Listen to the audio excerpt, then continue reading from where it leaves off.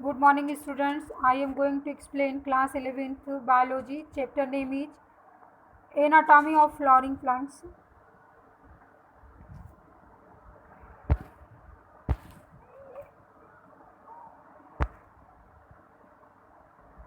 Morphology means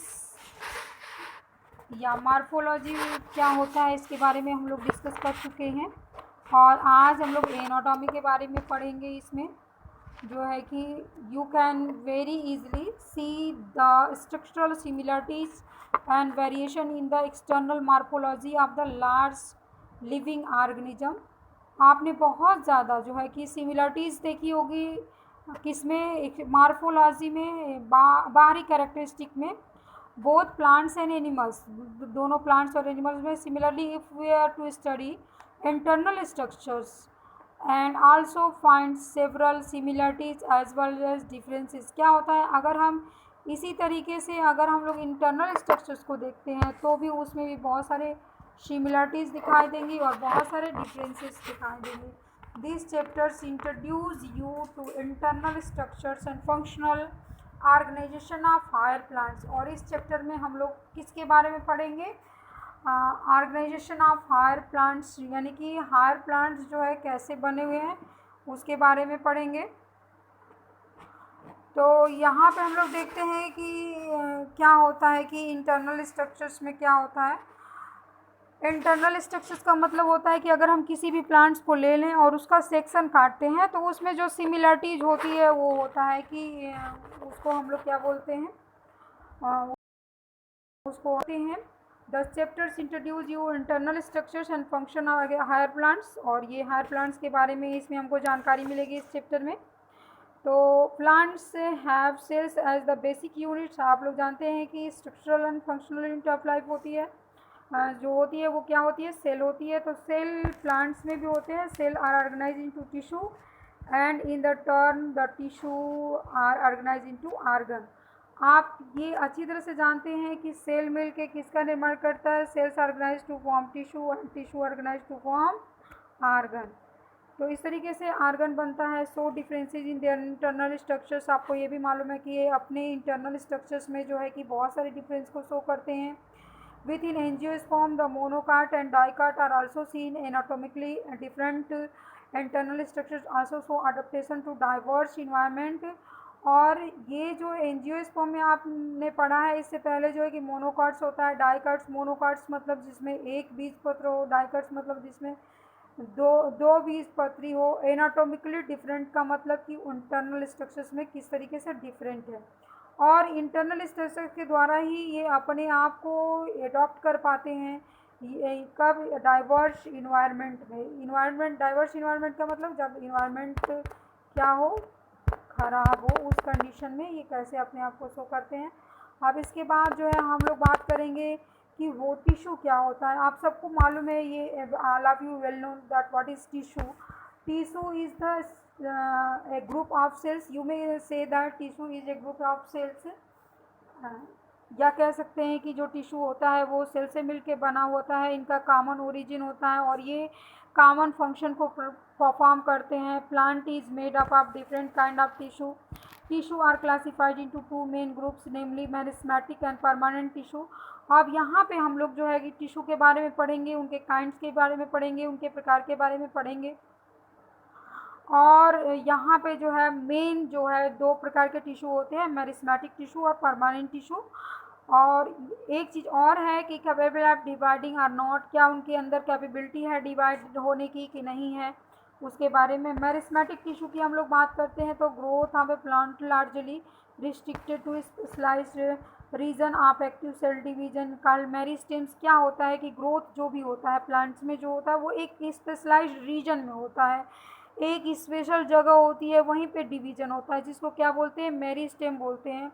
मेरी मेरिस्टॉस से लिया गया है। मेरिस्टॉस का मतलब क्या, divide. Plants of different kind of meristems, the meristems which occurs at the tip of the root shoot and produce primary tissue are called apical meristem.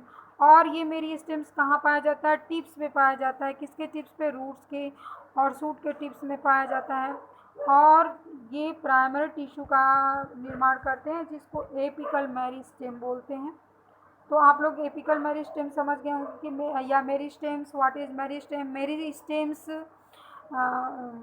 Have dividing property, या कह सकते हैं कि वो सेल्स जिसमें परमानेंट जो है कि डिवीजन होता रहता है उसको मेरिस्टेम्स बोलते हैं। और ये प्लांट के टिप्स पे पाया जाता है, सूट के टिप्स पे पाया जा सकता है, या कह सकते हैं कि प्लांट में पाया जाता है, सूट टिप्स पे पाया जाता है और रूट टिप्स पे पाया जाता है। इसके बाद हम लोग आते हैं कि ये फिगर के द्वारा एकदम क्लियरली जो है इसको देखते हैं क्या होता है। यहाँ पे जो है कि सेंट्रल सिलेंडर है, कोर्टेक्स है, प्रोटोडर्म है, initial central cylinder and cortex, initiation of cap, root tip दिया हुआ है, root apical meristem. Apical meristem जहाँ दिया हुआ है यानी कि एपिकल मेरिस्टेम का मतलब दे हैव डिवाइडिंग प्रॉपर्टी, यानी इनके पास जो है कि डिवाइड करने की क्या होती है, क्षमता होती है।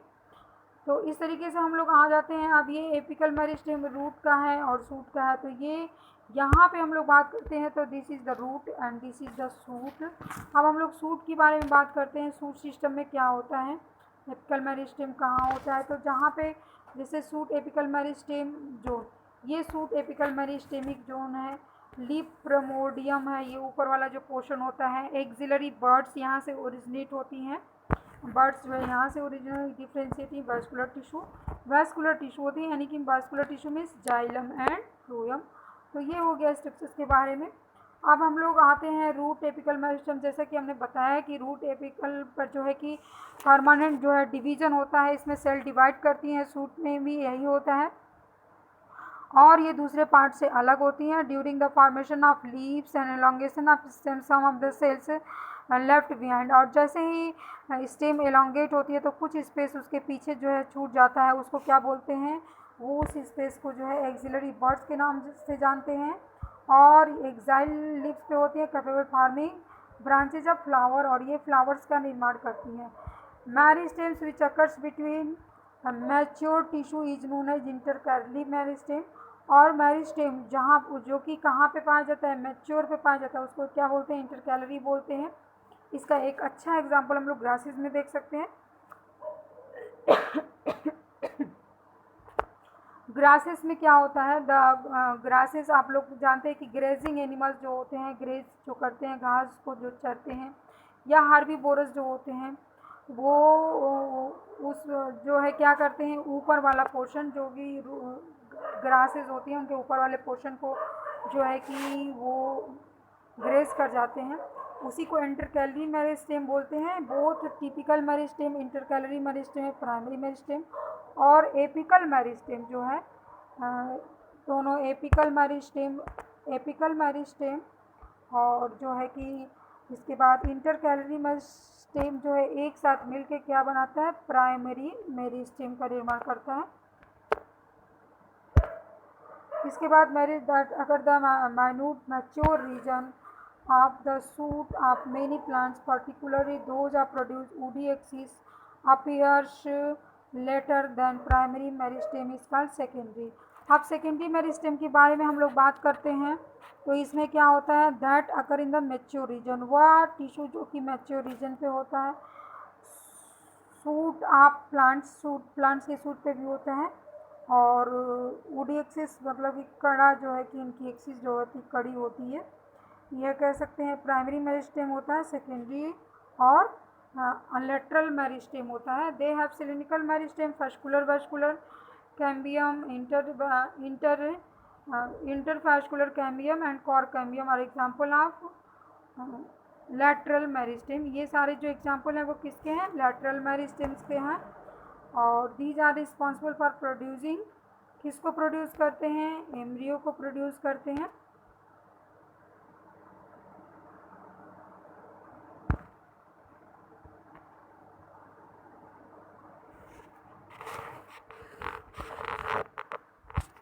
ये आपको क्लियर हो गया होगा। Following division of the both primary as well as secondary meristem newly form cells became structurally and functionally specialised and lose the ability divide. जब ये मेरिस्टेम जो है अपनी क्षमता जो है लूज कर देता है डिवाइड करने की, तो उसको क्या बोलते हैं, जब लूज कर देगा तो उसको क्या बोलेंगे, जब वो अपनी पूरी क्षमता को जो है कि लूज कर देगा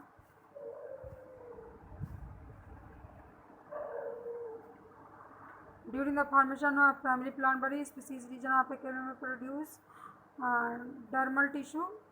और कौन कौन से टिश्यू है इसमें, डर्मल है, ग्राउंड टिश्यू है और वेस्कुलर टिश्यू है। तो ये सारी चीज़ें जो है वो आपको यहाँ पे मिल गई। अब इसके बाद जो है हम लोग नेक्स्ट टॉपिक पे आते हैं। अगला टॉपिक क्या है आपको मालूम है, यहाँ पे परमानेंट टिश्यू हम अभी बताए हैं कि परमानेंट टिश्यू का मतलब होता है कि जो सेल्स अपनी कैपेसिटी जो है लूज कर देती हैं डिवाइड होने को, उसको जो है कि क्या बोलते हैं, परमानेंट बोलते हैं, क्योंकि वो परमानेंट हो जाते हैं, अदर फंक्शन को परफॉर्म नहीं करते हैं, इसलिए उनको कौन सा टिश्यू बोला जाता है, परमानेंट टिश्यू बोला जाता है।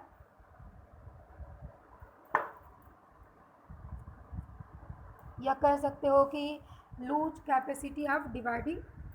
अब यहाँ पे जो है कि परमानेंट टिश्यू में बहुत सारे टाइप के सेल्स होते हैं और ये कॉम्प्लेक्स टिश्यू होता है। सिंपल टिश्यू में हम लोग देखते हैं सिंपल टिश्यू क्या होता है।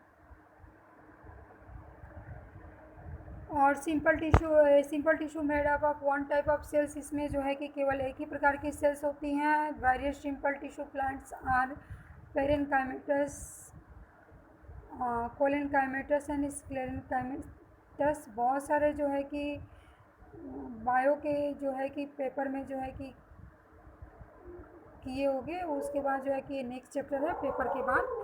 अब इसके बाद हम लोग पेरेनकाइमा पे आ जाते हैं। पेरेनकाइमा जो होता है कंपोनेंट होता है। Cells of the parenchyma generally isodiametric. Isodiametric का मतलब इनका जो सेल का डायमीटर होता है वो सेम होता है और दे मे बी स्पेरिकल, ओवल। कैसा हो सकता है, स्पेरिकल भी हो सकते हैं, ओवल भी हो सकते हैं। तो ये सारी चीज़ें हो गई। पेरेनकाइमा का फंक्शन जो होता है वेरियस फंक्शन पर काम करते हैं। आपको अभी बताएं फोटोसिंथेसिस में भी ये पार्टिसिपेट करता है। इसके बाद आते हैं कोलेनकाइमा। कोलेनकाइमा में क्या होता है कि कोलेनकाइमा जो होता है कि वो एक्सरसाइज कर देता है। कोलेनकाइमा में जो है कि स्ट्रक्चर्स, इसमें जो है क्लोरोप्लास्ट होता है, क्लोरोफिल होता है।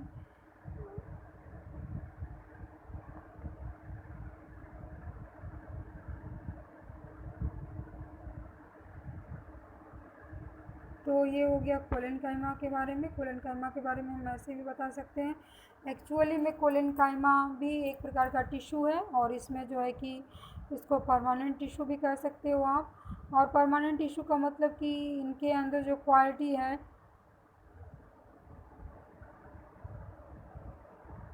वो बनी रहेगी परमानेंट में। अब इसके बाद हम लोग आ जाते हैं स्क्लेरेनकाइमा।